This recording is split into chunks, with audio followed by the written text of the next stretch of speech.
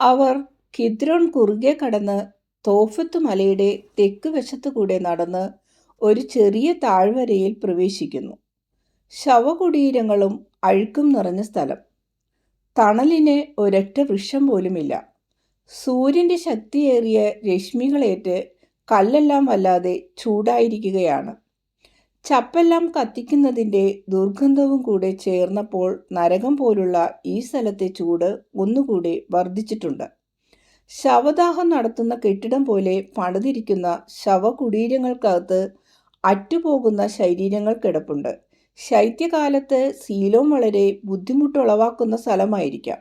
എന്നാൽ വേനൽക്കാലത്ത് ആ സ്ഥലം ഭയാനകമായിരിക്കും. തീക്ഷ്ണനായ സൈമൺ ഉച്ചത്തിൽ കൂകി വിളിക്കുന്നു. ആദ്യം 3 പേർ, പിന്നെ 2 പേർ, പിന്നെ ഒരാൾ, വീണ്ടും ഒരാൾ കൂടെ. അവരുടെ സർവ്വകഴിവും ഉപയോഗിച്ച് നീങ്ങി അവർക്ക് അനുവദിക്കപ്പെട്ടിരിക്കുന്ന അതിർത്തി വരെ വരുന്നു. ഇവിടെ 2 സ്ത്രീകളുണ്ട്. അവരിലൊരാൾ ഒരു ബാലൻ്റെ കയ്യിൽ പിടിച്ചിരിക്കുകയാണ്.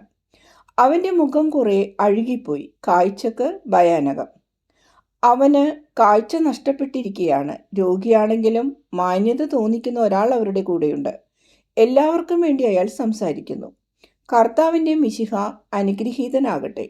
ഞങ്ങളുടെ ഈ നരകത്തിലേക്ക് വന്നവൻ, തന്നിൽ പ്രത്യാശ വയ്ക്കുന്നവരെ ഇതിൽ നിന്നും മോചിപ്പിക്കുവാൻ വന്നിരിക്കുന്നവൻ അനുഗ്രഹീതനാകട്ടെ.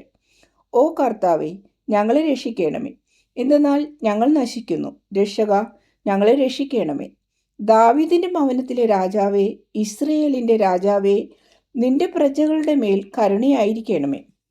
ജെസ്സയുടെ കുറ്റിയിൽ നിന്നും പൊട്ടിക്കിളർക്കുന്ന മുളയെ തൻ്റെ കാലത്ത് തിന്മയുണ്ടായിരിക്കുകയില്ല എന്ന് ആരെക്കുറിച്ച് പറഞ്ഞിരിക്കുന്നുവോ ആ കർത്താവേ, നീ കരങ്ങൾ നീട്ടി ജനത്തിൻ്റെ അവശിഷ്ടങ്ങളെ പെറുക്കിയെടുക്കണമേ. ഈ മരണം ഞങ്ങളിൽ നിന്ന് ബഹിഷ്കരിക്കുക. ഞങ്ങളുടെ കണ്ണീർ തുടച്ചു കളയുക. കാരണം അതാണ് നിന്നെക്കുറിച്ച് പറയപ്പെട്ടിട്ടുള്ളത്. നിന്റെ സമൃദ്ധമായ പുൽത്തകിടുകളിലേക്ക്, നിർമ്മലമായ ജലത്തിലേക്ക് ഞങ്ങളെ വിളിക്കുക. കാരണം ഞങ്ങൾ ദാഹിക്കുന്നവരാണ്. പാപമോ ദുഃഖമോ ഇല്ലാത്ത നിത്യമലയിലേക്ക് ഞങ്ങളെ വിളിക്കുക. കർത്താവെ, കരുണയായിരിക്കണമേ. നീ ആരാണ്? ജോൺ ദേവാലയത്തിലെ ഒരാൾ. എനിക്ക് ഒരു കുഷ്ഠരോഗിയിൽ നിന്നും പകർന്നതായിരിക്കണം ഈ രോഗം. അങ്ങേക്ക് കാണാവുന്നതുപോലെ എനിക്ക് രോഗം പിടിപെട്ട് അധികം കാലമായിട്ടില്ല. എന്നാൽ ഇവർ ചിലരെല്ലാം മരണം പ്രതീക്ഷിച്ച് വർഷങ്ങളായി കഴിയുന്നു. ഈ ചെറിയ പെൺകുട്ടി ഇവിടെ എത്തിയത് അവൾക്ക് നടക്കാൻ പ്രായമാകുന്നതിനു മുമ്പെയാണ്. ദൈവത്തിൻ്റെ സൃഷ്ടിയെക്കുറിച്ച് അവൾക്കൊന്നും അറിഞ്ഞുകൂടാ. അവൾക്കാകെ അറിയാവുന്നത് ഈ ശവകുടീരങ്ങളാണ്. ഒട്ടും കാരുണ്യമില്ലാത്ത സൂര്യനെയും രാത്രിയിൽ പ്രകാശിക്കുന്ന നക്ഷത്രങ്ങളെയും മാത്രം അവൾ കണ്ടിട്ടുണ്ട്. കുറ്റം ചെയ്തിട്ടുള്ളവരുടെ മേലും നിർദോഷികളായവരുടെ മേലും കരുണയായിരിക്കണമേ. ഞങ്ങളുടെ കർത്താവേ, ഞങ്ങളുടെ രക്ഷക. അവരെല്ലാം കൈകൾ നീട്ടി മുട്ടിന്മേൽ നിൽക്കുകയാണ്. ഈ ദുരിതത്തിൻ്റെ ആധിക്യമെല്ലാം കണ്ട് ഈശോ കരയുന്നു. അനന്തരം കൈകൾ നീട്ടിക്കൊണ്ട് ഉച്ചത്തിൽ പറയുന്നു, പിതാവേ, ഇതെനിക്ക് വേണം. ആരോഗ്യം, ജീവൻ, കാഴ്ച, രക്ഷയും. കൈവിരിച്ച് തന്നെ ഈശോ നിൽക്കുന്നു. അരൂപിയുടെ ശക്തി മുഴുവൻ ഉപയോഗിച്ച് ഈശോ തീക്ഷ്ണമായി പ്രാർത്ഥിക്കുകയാണ്. ഈശോ ഭാരം കുറഞ്ഞവനായും നിലത്തുനിന്ന് ഉയരുന്നത് പോലെയും ഒരു സ്നേഹജ്വാല പോലെയും കാണപ്പെടുന്നു. സൂര്യൻ്റെ സ്വർണ്ണകിരണങ്ങളുടെ മധ്യത്തിൽ ശക്തമായ ഒരു വെണ്മ. അമ്മേ, എനിക്ക് കാണാൻ കഴിയുന്നു. അതാണ് ആദ്യത്തെ നിലവിളി. അമ്മ കൂവിക്കൊണ്ട് സൗഖ്യം പ്രാപിച്ച മകളെ മാറോട് അടച്ചു പിടിക്കുന്നു. പിന്നാലെ അവരെല്ലാവരുടെയും അപ്പസ്തോലന്മാരുടെയും ആർപ്പുവിളികൾ. അത്ഭുതം നടന്നു കഴിഞ്ഞു. ജോൺ, നീ ഒരു പുരോഹിതനായതുകൊണ്ട് കർമ്മത്തിനായി നിന്റെ കൂട്ടുകാരെ നീ നയിക്കണം. സമാധാനം നിങ്ങളോടുകൂടെ. സന്ധ്യയോടെ നിങ്ങൾക്കും ഞങ്ങൾ ഭക്ഷണം കൊണ്ടുവരാം. അവരെ അനുഗ്രഹിച്ച ശേഷം ഈശോ പോകാൻ തുടങ്ങുകയാണ്. എന്നാൽ കുഷ്ഠരോഗിയായ ജോൺ വിളിച്ചു പറയുന്നു, നിന്റെ കാലടികളെ പിന്തുടരാൻ ഞാൻ ആഗ്രഹിക്കുന്നു. ഞാൻ എന്ത് ചെയ്യണമെന്ന് എന്നോട് കൽപ്പിക്കൂ. നിന്നെക്കുറിച്ച് പ്രസംഗിക്കാൻ ഞാൻ എങ്ങോട്ടാണ് പോകേണ്ടത്? പരിത്യക്തയായ ശൂന്യമായ ഈ നാട്ടിൽ അത് കർത്താവിലേക്ക് തിരിയട്ടെ. ജെറുസലേം പട്ടണമാകട്ടെ നിന്റെ വേലയ്ക്കുള്ള വയൽ. ദൈവം നിന്നോടുകൂടെ. ഇനി നമുക്ക് എൻ്റെ അമ്മയുടെ പക്കലേക്ക് പോകാം, ഈശോ പറയുന്നു. എന്നാൽ അവൾ എവിടെയാണ്? പലരും ഒരുമിച്ച് ചോദിക്കുന്നു. ജോണിനറിയാവുന്ന ഒരു വീട്ടിൽ. കഴിഞ്ഞ കൊല്ലം രോഗവിമുക്തയായ ഒരു പെൺകുട്ടിയുടെ വീട്ടിൽ. അവർ പട്ടണത്തിൽ പ്രവേശിച്ച് ആളുകൾ വളരെ തിങ്ങിപ്പാർക്കുന്ന സ്ഥലങ്ങളെല്ലാം കടന്ന് ഓഫേലിൻ്റെ അതിർത്തിയോടടുത്ത് വെള്ള നിറമുള്ള ഒരു ചെറിയ വീട്ടിൽ എത്തുന്നു. പതിവുള്ള സമാധാന ആശംസയോടെ ഈശോ ഭവനത്തിലേക്ക് പ്രവേശിക്കുന്നു. വീടിൻ്റെ വാതിൽ പകുതി തുറന്നു കിടക്കുന്നതിനാൽ അകത്തുനിന്നും മേരിയുടെ മാധുര്യമേറിയ സ്വരവും ഒരു പെൺകുട്ടിയുടെ അനാലയുടെ തെളിഞ്ഞ ശബ്ദവും അവളുടെ അമ്മയുടെ തടിച്ച സ്വരവും കേൾക്കാം. പെൺകുട്ടി സാഷ്ടാംഗം പ്രണമിച്ച് ഈശോയെ വണങ്ങുന്നു. അവളുടെ അമ്മ മുട്ടുകുത്തിയിരിക്കുന്നു. മേരി നിൽക്കുന്നു. അമ്മയുടെ കൂടെ ഈശോയും അവിടെ താമസിക്കണമെന്നാണ് അവരുടെ ആഗ്രഹം. എന്നാൽ വേറൊരു ദിവസം തിരിച്ചു വരാമെന്ന് വാക്കു കൊടുത്തിട്ട് അവരെ അനുഗ്രഹിച്ച ശേഷം പിൻവാങ്ങുന്നു. പത്രോസ് മേരിയോടൊപ്പം കടയിലേക്ക് പോവുകയാണ്. വലിയ സന്തോഷം. മാർജിയാമിൻ്റെ രണ്ടു കൈയിലും രണ്ടുപേരും പിടിച്ചുകൊണ്ടാണ് നടക്കുന്നത്. സന്തോഷമുള്ള ഒരു കുടുംബമാണെന്ന് തോന്നിക്കുന്നു. അവരുടെ പോക്കു നോക്കി ഈശോ പുഞ്ചിരി തൂകുന്നു. സൈമണ് സന്തോഷമായി. തീക്ഷ്ണനായ സൈമൺ പറയുന്നു, ഗുരുവേ, നീ എന്തിനാണ് പുഞ്ചിരി തൂകുന്നത്? സബദിപുത്രൻ ജെയിംസ് ചോദിക്കുന്നു. കാരണം ആ ചെറുകണത്തിൽ ഞാൻ ഭാവിയുടെ ഒരു വലിയ വാഗ്ദാനം കാണുന്നു. എന്തു വാഗ്ദാനമാണ് സഹോദര? നീ എന്താണ് കാണുന്നത്? തദേവുസ് ചോദിക്കുന്നു. ഇതാണ് ഞാൻ കാണുന്നത്. അതായത് സമയമാകുമ്പോൾ മനസമാധാനത്തോടെ എനിക്ക് പോകാൻ കഴിയുമല്ലോ. എൻ്റെ സഭയെക്കുറിച്ച് എനിക്ക് പേടിക്കേണ്ടി വരികയില്ല. അന്ന് എൻ്റെ സഭ മാർജിയാമിനെ പോലെ ശോഷിച്ചതും ചെറുതുമായിരിക്കും. എന്നാൽ അതിൻ്റെ കയ്യിൽ പിടിക്കാൻ എൻ്റെ അമ്മ അന്നുണ്ടായിരിക്കും. അതിൻ്റെ അമ്മയുമായിരിക്കും. പത്രോസ് അതിൻ്റെ അപ്പനുമായിരിക്കും. ഉത്കണ്ഠ കൂടാതെ മുളച്ചു തുടങ്ങുന്ന എൻ്റെ സഭയെ പത്രോസിൻ്റെ പരമാർത്ഥതയുള്ള പരുക്കൻ കരങ്ങളിൽ ഏൽപ്പിക്കാം. അവൻ അതിനെ നല്ല പോലെ സംരക്ഷിക്കും. എൻ്റെ അമ്മ അവളുടെ സ്നേഹത്തിൻ്റെ ശക്തി അതിന് നൽകും. സഭ വളരും. മാർജിയാം വളരുന്നതുപോലെ. കുട്ടി ശരിക്കും ഒരു പ്രതീകമാണ്. ദൈവം എൻ്റെ അമ്മയെയും എൻ്റെ പത്രോസിനെയും അവരുടെയും നമ്മുടെയും കുട്ടിയെയും അനുഗ്രഹിക്കട്ടെ. ഇനി നമുക്ക് യോവനയുടെ വീട്ടിലേക്ക് പോകാം. വീണ്ടും സന്ധ്യയായപ്പോൾ ബെഥനിയിലുള്ള ചെറിയ വീട്ടിൽ എല്ലാവരും എത്തി. വളരെ ക്ഷീണിച്ചതുകൊണ്ട് മിക്കവരും കിടക്കാൻ പോയി. പത്രോസ് വഴിയിലൂടെ അങ്ങോട്ടും ഇങ്ങോട്ടും നടക്കുകയും ഇടയ്ക്കിടെ മുകളിൽ മട്ടുപ്പാവിലേക്ക് നോക്കുകയും ചെയ്യുന്നുണ്ട്. ഈശോയും മാതാവും അവിടെ ഇരുന്ന് സംസാരിക്കുകയാണ്. എൻഡോറിലെ ജോൺ തീക്ഷ്ണനായ സൈമനോട് സംസാരിച്ചു കൊണ്ട് ഒരു മാതള നാരകത്തിൻ്റെ ചുവട്ടിലിരിക്കുന്നു. ആ മരം നിറയെ പൂത്തു നിൽക്കുന്നു. മേരി കുറേയധികം സംസാരിച്ച് കാണണം. കാരണം ഈശോ ഇങ്ങനെ പറയുന്നത് ഞാൻ കേൾക്കുന്നു. അമ്മ എന്നോട് പറഞ്ഞതെല്ലാം നീതിയാണ്. ആ നീതിയെല്ലാം ഞാൻ മനസ്സിൽ വെച്ചുകൊള്ളാം. അനാലയെക്കുറിച്ച് പറഞ്ഞതും ശരിയാണ്. ആ മനുഷ്യൻ സന്തോഷത്തോടെ സമ്മതിച്ചു എന്നത് ശുഭലക്ഷണമാണ്. അങ്ങ് മുകളിൽ ജെറുസലേമിൽ ഇരിക്കുന്നവർ ഒന്നും മനസ്സിലാക്കാത്തവരാണ്. അസൂയാലുക്കളും ദുഷിച്ചവരുമാണെന്ന് ഞാൻ പറയും. എന്നാൽ എളിയ ജനങ്ങളുടെ ഇടയിൽ അമൂല്യമായ മുത്തുകളുണ്ട്. അനാലയ്ക്ക് സന്തോഷമായി എന്നറിയുന്നതിൽ എനിക്കും സന്തോഷമായി.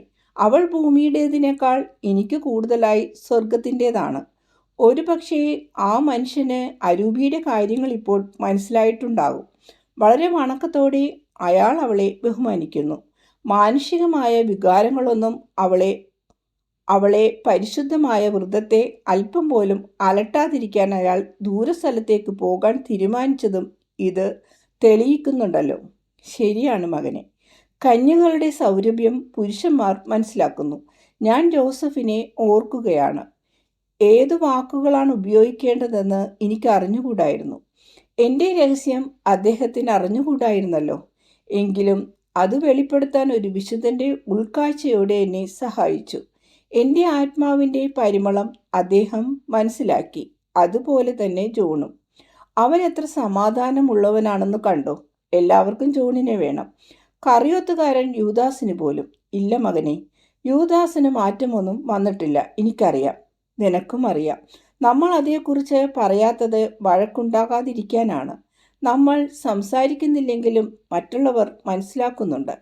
ഓ എൻ്റെ ഈശോ, പ്രായം കുറഞ്ഞ അപ്പസ്തോലന്മാർ ഇന്ന് ഗെത്സെമനിയിൽ വെച്ച് മഗ്ദലായിലെ സംഭവവും ഒരു സാബത്ത് ദിവസം പ്രഭാതത്തിലുണ്ടായ കാര്യവും പറഞ്ഞു. നിഷ്കളങ്കരായവർ സംസാരിക്കുന്നു, കാരണം അവരുടെ ദൂതന്മാരുടെ കണ്ണുകൾ കൊണ്ട് അവർ കാണുന്നുണ്ട്. പ്രായമായവർക്കും ഒരഭിപ്രായമുണ്ട്, അവർ പറയുന്നതും തെറ്റല്ല. ആർക്കും പിടികൊടുക്കാത്ത ഒരു ജീവിയാണ് അവൻ. അവനിലുള്ളതെല്ലാം അങ്ങനെ തന്നെ. എനിക്ക് അവനെ ഭയമാണ്.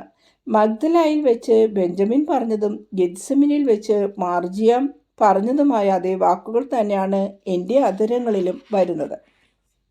കാരണം കുട്ടികൾക്ക് തോന്നുന്നത് പോലെ തന്നെയുള്ള അനിഷ്ടമാണ് എനിക്കും യൂദാസിനോട് തോന്നുന്നത്.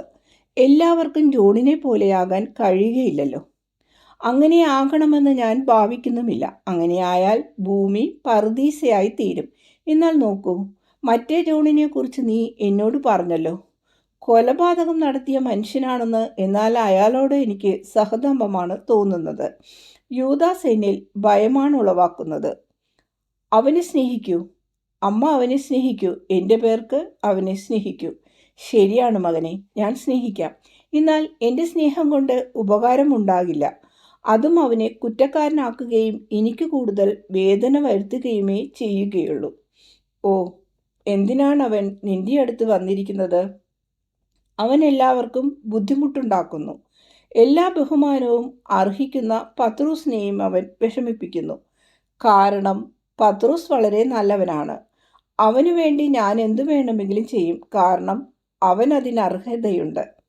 അവനത് കേൾക്കുകയാണെങ്കിൽ അവൻ്റെ പരമാർത്ഥത നിറഞ്ഞ പുഞ്ചിരിയോടെ പറയും, ഹാ എൻ്റെ കർത്താവേ, അത് ശരിയല്ല എന്ന്. അവൻ പറയുന്നത് സത്യമാണ് താനും. എന്തുകൊണ്ടാണമ്മേ? എന്നാൽ ഈശോ പുഞ്ചിരി തൂകുന്നു. കാരണം അമ്മ ഉദ്ദേശിച്ചത് മനസ്സിലായി.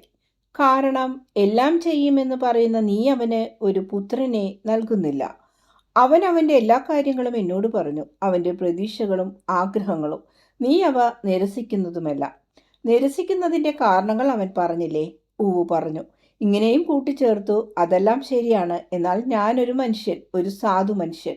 എന്നാൽ ഒരു വലിയ മനുഷ്യനെ കാണണമെന്ന് ഈശോയ്ക്ക് നിർബന്ധം. എന്നാൽ ഞാനൊരു വെറും സാധു മനുഷ്യനാണെന്ന് എനിക്കറിയാം. അതിനാൽ ഒരു കുട്ടിയെ തരുവാൻ അവന് കഴിയേണ്ടതാണ്. ഞാൻ വിവാഹം ചെയ്തത് അതിനാണ്, കുട്ടികൾ ഉണ്ടാകുവാൻ. എന്നാൽ കുഞ്ഞുങ്ങളില്ലാതെ ഞാൻ മരിക്കും. പിന്നെ പുതിയ ഉടുപ്പുകൾ കിട്ടിയപ്പോൾ വളരെ സന്തോഷിച്ച് പത്രോസിനെ ചുംബിച്ചുകൊണ്ട് പ്രിയപ്പെട്ട അപ്പൻ എന്ന് പറഞ്ഞ ബാലനെ ചൂണ്ടിക്കാണിച്ചുകൊണ്ട് പത്രോസ് പറയുകയാണ്, അവൻ എന്നോട് അങ്ങനെ പറഞ്ഞപ്പോൾ ഞാൻ വെണ്ണ നെയ്യിനേക്കാൾ മാർദ്ദവമുള്ളവനും തേൻകട്ടയേക്കാൾ മാധുര്യമുള്ളവനുമായി തീരുന്നു എന്ന് എനിക്ക് തോന്നി. എന്നിട്ട് ഞാൻ കരയുകയാണ്, കാരണം ദിവസങ്ങൾ ഓരോന്നും കടന്നു പോകുമ്പോൾ അവ ഇവനെ എന്നിൽ നിന്നും എടുത്തു മാറ്റുകയാണല്ലോ. മേരി മൗനമായി ഈശോയെ നോക്കുന്നു. ഈശോയുടെ മുഖഭാവം ശ്രദ്ധിച്ചുകൊണ്ട് ഒരു വാക്കിനായി കാത്തിരിക്കുകയാണ്. എന്നാൽ ഈശോ കൈമുട്ടുകൾ കാൽമുട്ടിന്മേൽ കുത്തി തല കയ്യിൽ വെച്ച് വിശാലമായ ഫലവൃക്ഷത്തോട്ടത്തിലേക്ക് നോക്കിക്കൊണ്ടിരിക്കുന്നു. മേരി ഈശോയുടെ കരം പിടിച്ച് തലോടിക്കൊണ്ട് പറയുന്നു, സൈമൻ, ഇതൊരു വലിയ ആഗ്രഹമാണ്. ഞാൻ അവൻ്റെ കൂടെ പോയപ്പോൾ മുഴുവൻ സമയവും ഇതേക്കുറിച്ചാണ് അവൻ പറഞ്ഞുകൊണ്ടിരുന്നത്. അവൻ്റെ ന്യായങ്ങളെല്ലാം വളരെ നല്ലതുമാണ്. അതിനാൽ എനിക്ക് എതിർത്തൊന്നും പറയാൻ കഴിയുമായിരുന്നില്ല. എല്ലാ സ്ത്രീകളും മാതാക്കളും പറയുന്ന ന്യായങ്ങൾ തന്നെ. കുട്ടിക്ക് ശക്തിയില്ല. ഈ പ്രായത്തിൽ നിനക്കുണ്ടായിരുന്ന ശക്തി പോലെ അവന് ശക്തി ഉണ്ടായിരുന്നെങ്കിൽ ഭയം കൂടാതെ ഒരു ശിഷ്യൻ്റെ ജീവിതത്തെ അവന് നേരിടാമായിരുന്നു. എന്നാൽ അവൻ എത്ര മെലിഞ്ഞാണിരിക്കുന്നത്. അവന് നല്ല ബുദ്ധിയുണ്ട്, വളരെ നല്ലവനുമാണ്. എന്നാൽ അത്രമാത്രം. ഒരു പ്രാവിൻ കുഞ്ഞ് ബലഹീനമായതുകൊണ്ട് നമ്മൾ അതിനെ പറക്കാൻ ആകാശത്തേക്ക് എറിയുകയില്ലല്ലോ. എന്നാൽ വളർന്ന പക്ഷിക്ക് എളുപ്പമായി പറക്കാൻ കഴിയും. ഇടയന്മാർ നല്ലവരാണ്, എന്നാൽ പുരുഷന്മാരാണല്ലേ. കുട്ടികളെ വളർത്താൻ സ്ത്രീകൾ തന്നെ വേണം. അവനെ സൈമൻ ഏൽപ്പിച്ചു കൊടുക്കാത്തത് എന്താണ്? അവന് സ്വന്തമായി ഒരു പുത്രൻ ജനിക്കാൻ അനുവദിക്കാതിരിക്കുന്നത് എന്തുകൊണ്ടാണെന്ന് എനിക്കറിയാം. ഒരു പുത്രൻ ഒരു നങ്കുരം പോലെയാണ്. അപ്പോൾ ഈ മഹനീയമായ ഒരു സ്ഥാനത്തിനായി നിയോഗിക്കപ്പെട്ടിരിക്കുന്ന സൈമന് നങ്കുരങ്ങൾ കൊണ്ട് തടസ്സമുണ്ടാകാൻ ഇടയാകരുത്. എന്നാൽ നീ അവന് നൽകുന്ന അനേകം പുത്രന്മാരുടെ പിതാവാകാനുള്ളവനാണെന്ന് സമ്മതിക്കാതിരിക്കാൻ പറ്റുമോ? ഒരു കുട്ടിയുമായി ജീവിച്ച് പരിചയപ്പെടാത്തവൻ എങ്ങനെയാണ് ഒരു പിതാവാകുന്നത്? ഒരു പിതാവ് മാധുര്യമുള്ളവനായിരിക്കണം. സൈമൺ നല്ലവനാണ്, എന്നാൽ മാധുര്യമില്ല. അവൻ വികാരാവശ്യമുള്ളവനും സഹിഷ്ണുതയില്ലാത്തവനുമാണ്. ബലഹീനരോട് ഔദാര്യം കാണിക്കേണ്ടത് എങ്ങനെയെന്ന് ഒരു കൊച്ചു കുട്ടിക്ക് മാത്രമേ പഠിപ്പിക്കാൻ കഴിയൂ. സൈമണ് നിശ്ചയിക്കപ്പെട്ടിരിക്കുന്ന സ്ഥാനം പരിഗണിക്കൂ. അവൻ നിന്റെ പിൻഗാമിയാകാനുള്ളതല്ലേ. ഓ, ആ ക്രൂരമായ വാക്ക് ഞാൻ പറയേണ്ടി വരുന്നല്ലോ. അത് ഞാൻ പറയുന്നതിൽ അനുഭവിക്കുന്ന വേദനയോർത്ത് എന്നെ ശ്രവിക്കൂ. നല്ലതല്ലെങ്കിൽ ഞാനൊരു കാര്യവും നിന്നോട് ഉപദേശിക്കുകയില്ലല്ലോ. മാർജിയാം അവനെ ഒരു പരിപൂർണ ശിഷ്യനാക്കാനല്ലേ നീ ആഗ്രഹിക്കുന്നത്. എന്നാൽ അവനൊരു ബാലൻ മാത്രം. അവനൊരു മനുഷ്യനായി തീരുന്നതിന് മുമ്പ് നീ പോയി കഴിയും. അപ്പോൾ അവൻ്റെ പരിശീലനം പൂർത്തിയാക്കാൻ സൈമനെ അല്ലാതെ വേറെ ആരെ ഏൽപ്പിക്കും?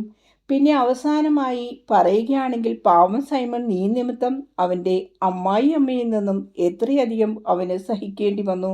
നീ വിചാരിച്ചിട്ട് പോലും പഴയ ജീവിതത്തിലെ ഒരു ചെറിയ കാര്യത്തിലേക്ക് പോലും അവൻ പിന്തിരിയാൻ തയ്യാറായില്ല. അവൻ്റെ ഭാര്യ പാവം, സ്നേഹിക്കാനും സ്നേഹിക്കപ്പെടാനും അവൾ എത്രമാത്രം ആഗ്രഹിക്കുന്നു. അവളുടെ അമ്മ, ഓ ഭർത്താവ്, എല്ലായ്പ്പോഴും ആധിപത്യം തന്നെ. ധാരാളം ബുദ്ധിമുട്ട് അവളിൽ നിന്ന്. എങ്കിൽ ഒരു തരി സ്നേഹം സാധുശ്രീ കുട്ടിയെ അവൾക്ക് വിട്ടുകൊടുക്കൂ. കേൾക്കുമോനെ, തൽക്കാലം നമുക്കവനെ കൂടെ കൊണ്ടുപോകാം. യൂദയായിലേക്ക് ഞാനും വരാം. ദേവാലയത്തിലെ എൻ്റെ ഒരു കൂട്ടുകാരിയുടെ, എൻ്റെ ബന്ധുവുമായ അവളുടെ വീട്ടിലേക്ക് കൊണ്ടുവിട്ടാൽ മതി.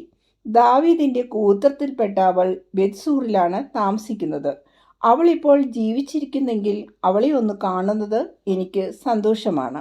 പിന്നീട് നമ്മൾ ഗലീലിലേക്ക് പോകുമ്പോൾ അവനെ പൊർഫീറിയായിക്ക് കൊടുക്കാം. നമ്മൾ ബെത്സദയായിക്ക് സമീപം എത്തുമ്പോൾ പത്രോസ് അവനെ കൊണ്ടുപോയിക്കൊള്ളും. നമ്മൾ ഇത്രയും ദൂരത്തിലേക്ക് വരുമ്പോൾ അവൻ അവളുടെ കൂടെ താമസിച്ചു കൊള്ളും. ആ, നീ ഇപ്പോൾ പുഞ്ചിരി തൂകുന്നു. അതിൻ്റെ അർത്ഥം അമ്മയുടെ ഇഷ്ടം നീ സാധിച്ചു തരാൻ പോകുന്നു എന്നാണ്. ഓ നന്ദി, എൻ്റെ ഈശോയ്ക്ക് നന്ദി. ശരി, അമ്മയുടെ ആഗ്രഹം പോലെ ആകട്ടെ. ഈശോ എണീറ്റ് നിന്ന് ഉച്ചത്തിൽ വിളിക്കുന്നു, യോനാസിൻ്റെ പുത്രൻ സൈമൻ, ഇങ്ങ് കയറി വരൂ. പത്രോസ് ഓടിക്കിതച്ച് കയറി വരുന്നു. ഗുരുവേ, എന്താണ് വേണ്ടത്? പിടിച്ചു പറിക്കാരൻ, ദുഷിപ്പിക്കുന്നവൻ ഇങ്ങു വന്നേ. ഞാനോ? എന്തുകൊണ്ട്? കർത്താവ്, ഞാൻ എന്താണ് ചെയ്തത്? എൻ്റെ അമ്മയെ നീ ദുഷിപ്പിച്ചില്ലേ? അതുകൊണ്ടല്ലേ നീ ഒറ്റയ്ക്ക് നടക്കാൻ ആഗ്രഹിച്ചത്? നിന്നെ കൊണ്ട് ഞാൻ എന്താണ് ചെയ്യേണ്ടത്? എന്നാൽ ഈശോ പുഞ്ചിരി തൂവിക്കൊണ്ടാണ് ഇത് പറയുന്നത്. അതിനാൽ പത്രോസിന് ധൈര്യം വീണ്ടു കിട്ടി. ഓ, അങ്ങ് എന്നെ ശരിക്കും പേടിപ്പിച്ചു കളഞ്ഞു. എന്നിട്ടിപ്പോൾ അങ്ങ് ചിരിക്കുകയാണ്. എൻ്റെ ഗുരുവേ, എന്നിൽ നിന്ന് എന്താണ് അങ്ങേക്ക് വേണ്ടത്? എൻ്റെ ജീവനാണോ? എനിക്കത് മാത്രമേ ബാക്കിയുള്ളൂ. മറ്റെല്ലാം അങ്ങ് എടുത്തു മാറ്റി. എന്നാൽ അങ്ങ് ആവശ്യപ്പെട്ടാൽ അതും ഞാൻ തരും. നിന്നിൽ നിന്നും ഒന്നും എടുക്കാൻ ഞാൻ ആഗ്രഹിക്കുന്നില്ല. നിനക്ക് തരാനാണ് ആഗ്രഹിക്കുന്നത്. എന്നാൽ നിന്റെ വിജയം കൊണ്ട് നീ മുതലെടുക്കരുത്. ഈ രഹസ്യം മറ്റാരോടും പറയുകയും ചെയ്യരുത്. നീ ആരാ വിക്രമൻ? അമ്മയുടെ വാക്കാകുന്ന ആയുധം കൊണ്ട് നീ ഗുരുവിനെ തോൽപ്പിച്ചിരിക്കുന്നു. കുട്ടിയെ നിനക്ക് സ്വന്തമാക്കാം. എന്നാൽ ഈശോയ്ക്ക് തുടർന്നൊന്നും പറയാൻ പറ്റുന്നില്ല. കാരണം മുട്ടുകുത്തി നിന്നിരുന്ന പത്രോസ് ചാടി എണീറ്റ ഗുരുവിനെ തെരുതെരെ ചുംബിക്കുന്നു. അവൻ്റെ സന്തോഷാധിക്യം ഈശോയുടെ വാക്ക് മുട്ടിച്ചു കളയുന്നു. അവൾക്ക് നന്ദി പറ, എനിക്കല്ല പറയേണ്ടത്. എന്നാൽ ഈ കാര്യം നിനക്കൊരു തടസ്സമാകരുത്, ഒരു സഹായമായി തീരണം എന്നുള്ള കാര്യം ഓർത്തുകൊള്ളണം. എൻ്റെ കർത്താവേ, ഈ ദാനത്തെക്കുറിച്ച് നിനക്ക് ദുഃഖിക്കേണ്ടി വരികയില്ല. ഓ മേരി, നീ എപ്പോഴും അനുഗ്രഹീതയാകട്ടെ. നീ പരിശുദ്ധയും നല്ലവളുമാണ്. വീണ്ടും മുട്ടിമേൽ നിൽക്കുന്ന പത്രോസ് മേരിയുടെ കരം ചുംബിക്കുകയും കരയുകയും ചെയ്യുന്നു.